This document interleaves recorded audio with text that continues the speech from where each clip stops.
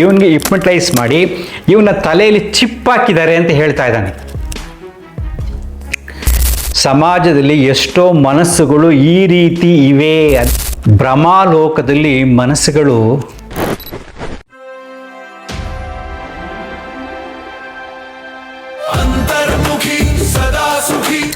ನಮಸ್ಕಾರ ಸ್ನೇಹಿತರೆ, ಈ ದಿನದ ಸಂಚಿಕೆಯಲ್ಲಿ ಒಂದು ಕರುಣಾಜನಕ ಕತೆ. ಭ್ರಮಾಲೋಕದಲ್ಲಿ ಮನಸ್ಸುಗಳು ಸಮಸ್ಯೆಗಳಿಂದ ತೊಳೆದಿದಾಗ ಸಂಸಾರ ಹೇಗೆ ಹಾಳಾಗುತ್ತೆ ಅಂತ. IPS ಮಹಿಳಾಧಿಕಾರಿ ರೂಪಾ DIG ನೀವು ಕೇಳಿರ್ತೀರ, ಟಿ ವಿಲೆಲ್ಲ ಬಂದಿರ್ತಾರೆ, ಪೇಪರೆಲ್ಲ ನೋಡಿರ್ತೀರ. ಒಬ್ಬ ವ್ಯಕ್ತಿ ಕೇವಲ 7ನೇ ಕ್ಲಾಸ್ ಓದಿರೋದಾಗ್ತದೆ, 7th ಸ್ಟ್ಯಾಂಡರ್ಡ್ ಓದಿರ್ತಕ್ಕಂಥ ವ್ಯಕ್ತಿ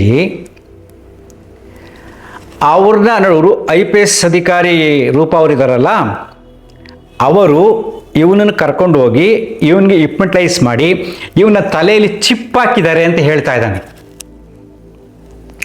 ಈ ಹಳ್ಳಿಲಿರೋ ಹುಡುಗನಿಗೂ ರೂಪ ಅವ್ರಿಗೂ ಯಾವುದೇ ರೀತಿ ಸಂಬಂಧ ಇಲ್ಲ. ರೂಪ ಅವ್ರಿಗೆ ಇವನು ಯಾರು ಅಂತ ಗೊತ್ತಿಲ್ಲ. ಅವನು ಆ ರೀತಿ ಹೇಳ್ಬೇಕಾದ್ರೆ ಅವನು ಯಾವ ರೀತಿ ಮಾನಸಿಕ ರೋಗಿಯಾಗಿದ್ದಾನೆ ಅದನ್ನು ನಂಬಿದ ತಂದೆ ರಿಟೈರ್ಡ್ ಟೀಚರ್, ಅವ್ರ ಅಮ್ಮನೂ ಕೂಡ ಅದನ್ನು ನಂಬ್ಕೊಂಡಿದ್ದಾರೆ. ಆ ಮನೆಯಲ್ಲಿ ಏನೇನು ನಡೀತು ಅಂತ ಅಲ್ಲಿದ್ದಂಥ ಅಣ್ಣ ಹೊರಗಡೆ ಬಂದು ಟ್ರೀಟ್ಮೆಂಟ್ ಕೊಡ್ಸೋಕ್ಕೆ ತಮ್ಮನಿಗೋಸ್ಕರ ಹೋರಾಟ ಮಾಡಿದ್ದಾನೆ. ಸರ್ಕಾರಿ ಎಲ್ಲ ಇಲಾಖೆಗಳಿಗೂ ಪತ್ರ ಬರೆದಿದ್ದಾನೆ. ಕೆಲವರು ಅಪ್ಪ ಅಮ್ಮ ಒಪ್ಪಿಲ್ಲ ಅಂದ್ರೆ ನಾವೇನು ಮಾಡೋಕ್ಕಾಗಲ್ಲ ಅಂತ ಕೈ ಚೆಲ್ಲಿಬಿಟ್ಟಿದ್ದಾರೆ. ಈ ರೀತಿ ಘಟನೆಗಳು ಸಮಾಜದಲ್ಲಿ ನಡೆಯುವಾಗ ಸರ್ಕಾರ ಯಾವ ರೀತಿ ಸ್ಪಂದಿಸಬೇಕು ಅನ್ನೋದ್ರ ಬಗ್ಗೆ ದಯವಿಟ್ಟು ಕಾಮೆಂಟಲ್ಲಿ ತಿಳಿಸಿ. ಇನ್ನೊಂದೇನಪ್ಪ ಅಂದರೆ, ಈ ವ್ಯಕ್ತಿ DIG ರೂಪ ಅವ್ರ ಹತ್ರ ಕರ್ಕೊಂಡು ಹೋಗಿದ್ದಾನೆ ಇವನು, ಆದರೆ ಕಾರಣಾಂತರದಿಂದ ಭೇಟಿ ಮಾಡೋಕ್ಕಾಗಲ್ಲ. ಈ ಕತೆಗೂ ರೂಪ ಅವ್ರಿಗೂ ಯಾವುದೇ ಸಂಬಂಧ ಇಲ್ಲ. ಅವನು TVನಲ್ಲಿ ನೋಡಿ ಅವರ ಬಗ್ಗೆ ಒಂದು ಭ್ರಮಾಲೋಕಕ್ಕೆ ಹೋಗಿ ಹೆಂಗೆ ಹೋದ ನೋಡಿ, ಇವನು ಎಲ್ಲೋ ಇರೋನು ಅವರೆಲ್ಲೋ ಇರೋರು. ಭ್ರಮಾಲೋಕಕ್ಕೆ ಹೋಗಿ ಸ್ಕಿಜೋಫ್ರೀನಿಯಾ ಅಂತ ಕರಿತೀವಿ, ಒಂದು ಮಾನಸಿಕ ಕಾಯಿಲೆ. ಅದಕ್ಕೆ ಟ್ರೀಟ್ಮೆಂಟ್ ಕೊಡ್ಸಕ್ಕೆ ಪಾಪ ಅವ್ರ ಅಣ್ಣ ತುಂಬ ಹೋರಾಟ ಮಾಡಿದ್ದಾನೆ. ನಿಮಾನ್ಸ್ಗೆಲ್ಲ ಕರ್ಕೊಂಡು ಹೋಗಿದ್ದಾನೆ, ಬೇರೆ ಕಡೆ ಎಲ್ಲ ಹೋಗಿದ್ದಾನೆ, ಆದರೂ ಆಗಿಲ್ಲ. ಕೊನೆಗೆ ಸೇರ್ಸೋಕ್ಕೆ ಅಪ್ಪ ಅಮ್ಮ ಒಪ್ತಾ ಇಲ್ಲ. ಅವರು ಸತ್ಯ ಅಂತ ಒಪ್ಕೊಂಡಿದ್ದಾರೆ, ಏನು ತಲೆಯಲ್ಲಿ ಚಿಪ್ ಹಾಕಿದ್ದಾರೆ ಅಂತ. ನೋಡಿ ಹೆಂಗಿದೆ ಕತೆ. ಇದು ಕತೆ ಸರಳವಾಗಿ ಕಂಡರೂ ಕೂಡ ಸಮಾಜದಲ್ಲಿ ಎಷ್ಟೋ ಮನಸ್ಸುಗಳು ಈ ರೀತಿ ಇವೆ. ಅದಕ್ಕೆ ನಾನು ಈ ವಿಡಿಯೋ ಮಾಡಿದೆ. ಆಡಿಯೋ ಕೊನೆಯಲ್ಲಿ ಹಾಕ್ತೀನಿ, ನನ್ನ ಜೊತೆ ಮಾತಾಡಿರೋದನ್ನು ಕೇಳಿ. ಈ ರೀತಿ ಕೆಲವು ತುಂಬ ಜನ ಭ್ರಮಾಲೋಕಕ್ಕೆ ಹೋಗ್ತಾರೆ. ಯಾರಾದರೂ ಪೂಜೆ ಪುನಸ್ಕಾರ ಮಾಡ್ಕೊಂಡವ್ರು ಇದ್ದರೆ ಅವ್ರು ಹೇಳ್ತಾರೆ, ದೇವರೇ ನನ್ನ ಹತ್ರ ಬಂದು ಮಾತಾಡ್ದ, ದೇವರು ನನಗೆ ಪ್ರತ್ಯಕ್ಷನಾಗಿದ್ದ, ಅಥವಾ ದೆವ್ವ ಬಂದು ನನ್ನ ಹತ್ರ ಮಾತಾಡ್ತು, ದೆವ್ವ ನನ್ನ ಕಣ್ಣಿಗೆ ಕಾಣ್ತು, ಹೀಗೆ ಒಂದು ಅಗೋಚರವಾದ ಶಕ್ತಿ ನನಗೆ ಗೊತ್ತಾಯಿತು. ಇವೆಲ್ಲ ಕೂಡ ಮಾನಸಿಕ ಕಾಯಿಲೆಗಳು. ಇದನ್ನು ತುಂಬ ಜನ ಬಳಲ್ತಾ ಇದ್ದಾರೆ. ಇವನ್ ಕೆಲಸರು ನಮ್ಮ ಯೂಟ್ಯೂಬಲ್ಲೂ ಕೂಡ ಈ ರೀತಿಯಾದ ಕಥೆಗಳು ರಾಶಿ ಬರುತ್ತೆ. ಇದು ಮಾನಸಿಕ ರೋಗ. ಈ ರೀತಿ ಸಮಸ್ಯೆಗಳಿದ್ದಾಗ ಶ್ರೀಮಂತರು ಅದನ್ನು ಸರಿ ಮಾಡ್ಕೊತಾರೆ, ಆಸ್ಪತ್ರೆಗೆ ಹೋಗ್ತಾರೆ, ಏನೇನೋ ಖರ್ಚು ಮಾಡ್ತಾರೆ. ಪಾಪ ಬಡವರು ಮಧ್ಯಮ ವರ್ಗದವರು ಏನು ಮಾಡೋಕ್ಕಾಗುತ್ತೆ? ಅವ್ರಿಗೆ ಕೌನ್ಸಿಲಿಂಗ್ ಮಾಡಿ ಕರ್ಕೊಬರೋಕ್ಕಾಗಲ್ಲ. ಇದಕ್ಕೆ ಯಾವ ವ್ಯವಸ್ಥೆನ ನಾವು ಮಾಡಬಹುದು ಸರ್ಕಾರದ ವತಿಯಿಂದ? ಬಲಾತ್ಕಾರವಾಗಿ ಕರ್ಕೊಂಡು ಬಂದು ಟೆಸ್ಟ್ ಮಾಡಿ ರೋಗಿಗಳಂತ ಗೊತ್ತಾದರೆ ಅವರನ್ನು ಇಟ್ಕೊಂಡು ಟ್ರೀಟ್ಮೆಂಟ್ ಕೊಡತಕ್ಕಂಥ ವ್ಯವಸ್ಥೆ ನಮ್ಮಲ್ಲಿ ಇದ್ದರೆ ದಯವಿಟ್ಟು ಈ ವಿಡಿಯೋ ನೋಡೋರು ಕಮೆಂಟ್ ಬಾಕ್ಸಲ್ಲಿ ನಿಮ್ಮ ಹೆಸರು ಮತ್ತು ಫೋನ್ ನಂಬರ್ ಕೊಡಿ, ಅವರು ಕಾಂಟ್ಯಾಕ್ಟ್ ಮಾಡ್ತಾರೆ. ಯಾವುದಾದ್ರು NGOಗಳಿದ್ದರೆ ಅವರ ಹೆಸರು ಮತ್ತು ಫೋನ್ ನಂಬರ್ ಕೊಡಿ, ಕಾಂಟ್ಯಾಕ್ಟ್ ಮಾಡ್ತಾರೆ. ಅಥವಾ ಸರ್ಕಾರದಲ್ಲಿ ಯಾವುದಾದ್ರೂ ಸವಲತ್ತುಗಳಿದ್ದರೆ ಅದನ್ನು ಕೂಡ ತಿಳಿಸಿ. ಅದಕ್ಕೋಸ್ಕರ ನಾನು ವಿಡಿಯೋ ಮಾಡಿದೆ. ನೋಡಿ ಎಷ್ಟೊಂದು ವಿಸ್ಮಯಕಾರಿಯಾಗಿದೆ ಅಂದರೆ ನನಗೆ ಒಂಥರ ಆಶ್ಚರ್ಯ ಆಗತ್ತೆ. ಈ ರೂಪ ಅವರಲ್ಲಿ ಅವನು ಹಳ್ಳಿರ್ತಕ್ಕಂಥ 7ನೇ ಕ್ಲಾಸ್ ಓದಿರ್ತಕ್ಕಂಥ ಹುಡುಗ ಎಲ್ಲಿ, ಇವರು ನನಗೆ ಹಿಂಗೆ ಮಾಡಿದ್ದಾರೆ ಅಂತ ಆ ಫ್ಯಾಂಟಸಿಗೆ ಹೋಗ್ತಾನೆ. ನೋಡಿ, ಯಾವುದೋ ಸಿನಿಮಾ ನೋಡಿರ್ತಾನೆ, ಯಾವುದೋ ಸೀರಿಯಲ್ ನೋಡಿರ್ತಾನೆ, ತಲೆಗೆ ಚಿಪ್ ಹಾಕಿರೋದು ನೋಡಿರ್ತಾನೆ. ಅದನ್ನು ನೋಡಿ ಕನೆಕ್ಟ್ ಮಾಡಿಕೊಂಡು ಆ ಟೈಮಲ್ಲಿ ಅವ್ನು ಯೋಚನೆ ಮಾಡಬೇಕಾದ್ರೆ TVನಲ್ಲಿ ರೂಪ ಅವ್ರು ಬಂದಿರ್ತಾರೆ, ಅಥವಾ ನ್ಯೂಸ್ ಪೇಪರ್ ಯಾವುದೋ ಒಂದು ವಿಷಯ ಬಂದಿರುತ್ತೆ, ಅದನ್ನು ನೋಡಿರ್ತಾನೆ. ನೋಡಿದ ತಕ್ಷಣ ಇವರೇ ನನಗೆ ಹಿಂಗೆ ಮಾಡಿದ್ದಾರೆ ಅನ್ಕೊತಾನೆ. ಈ ವಿಡಿಯೋನ ರೂಪ ಅವ್ರು ನೋಡಿದ್ರೆ ನಕ್ಬಿಡ್ತಾರೆ ಅವರು.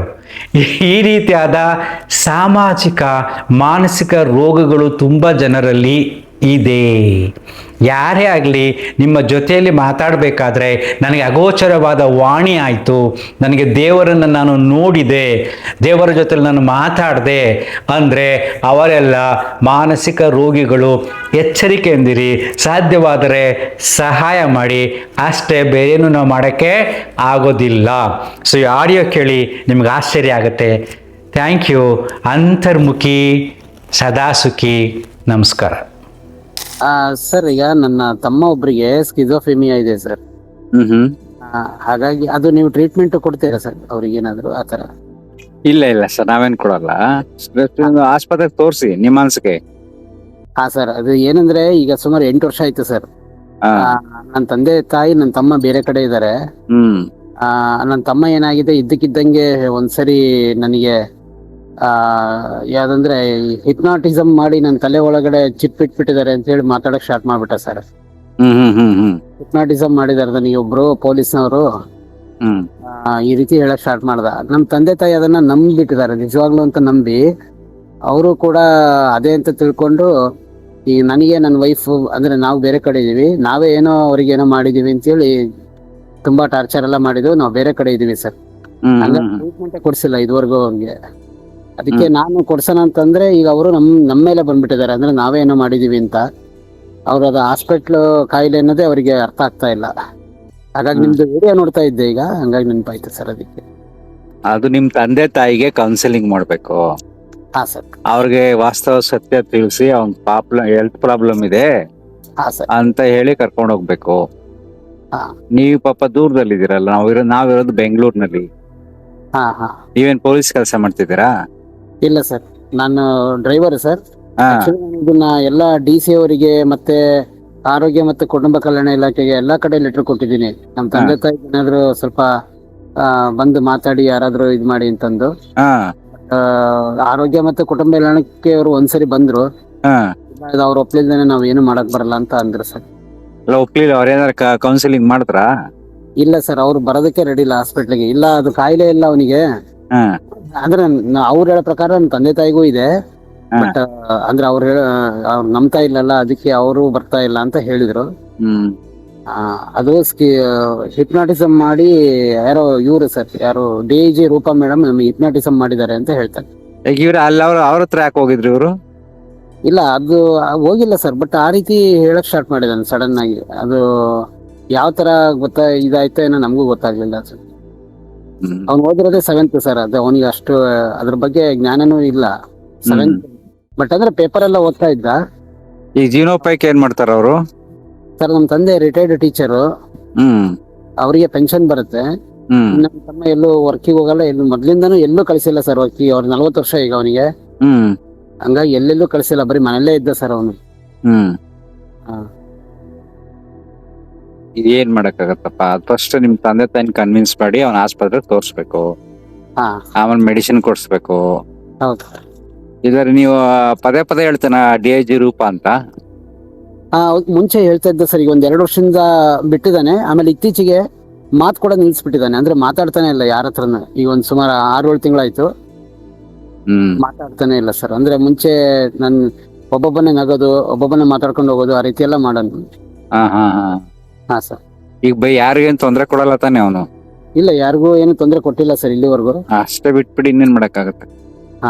ನಿಮ್ ತಂದೆ ತಾಯಿ ಇರೋವರೆಗೂ ಸರ್ ಅವ್ರದ್ದು ಊಟ ಹಾಕ್ತಾರೆ, ನೋಡ್ಕೋತಾರೆ.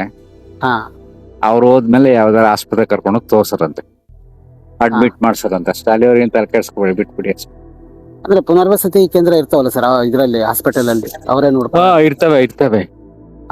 ಈಗ ಇವ್ರು ಒಪ್ಕೊಂಡ್ರೆ ಕಳಿಸ್ಬೋದು, ಒಪ್ಲಿಲ್ಲ ಅಂದ್ರೆ ಹೆಂಗ್ ಕಳಿಸ್ತೀರಿ? ಹೌದು. ಸೊ ಅವ್ರು 2 ಗಂಟೆ ಇರ್ಲಿ ಬಿಡಿ. ಒಪ್ಪದ್ಮೇಲೆ ಅವ್ನು ಸರಿ ಹೋದ್ರು ಕೂಡ ಅವ್ನು ನಾರ್ಮಲ್ ಲೈಫ್ ಹೆಂಗ್ ಮಾಡ್ತಾನೆ? ವಯಸ್ಸಾಗ್ಬಿಟ್ಟಿದೆ, ಈಗ ನಾರ್ಮಲ್ ಲೈಫ್ ದುಡಿಯೋದು ಹೆಂಗೆ? ಆಮೇಲೆ ನೀವು ನೋಡ್ಕೋಬೇಕಷ್ಟೇ. ನಾನೊಂದ್ 2-3 ಕಡೆ ಹಾಸ್ಪಿಟ್ಲಿಗೆ ಕರ್ಕೊಂಡೋದೆ ಸರ್, ಅವಾಗ್ಲೇ ಗೊತ್ತಾಗಿದ್ದು. ಒಂದು ನಟರಾಜ್ ಅವರ ಒಂದು ಹಾಸ್ಪಿಟಲ್ ಇದೆ, ಅವ್ರ ಹತ್ರ ಒಂದ್ಸರಿ ಕರ್ಕೊಂಡೋಗಿದ್ವಿ. ಆಮೇಲೆ ನಿಮಾನ್ಸಿ ಒಂದ್ಸರಿ ಕರ್ಕೊಂಡೋಗಿದ್ದೆ.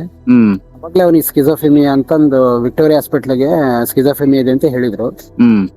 ನಾನು 3 ಕರ್ಕೊಂಡೋದೆ ಸರ್. ಆಮೇಲೆ ಅವರು ನಂಬಕ್ಕೆ ತಯಾರಿಲ್ಲ, ಇದು ಹಾಸ್ಪಿಟ್ಲ್ ಕಾಯಿಲೆ ಅಲ್ಲ, ಇದು ಯಾರೋ ನೀವು ಎಲ್ಲ ಜೊತೆಗೆ ಸೇರಿ DIG ರೂಪ ಅವ್ರ ಜೊತೆ ಸೇರಿ ಏನೋ ಮಾಡಿದೀರಾ ಅಂತ ನಮ್ ತಂದೆ ತಾಯಿ ಆತರ.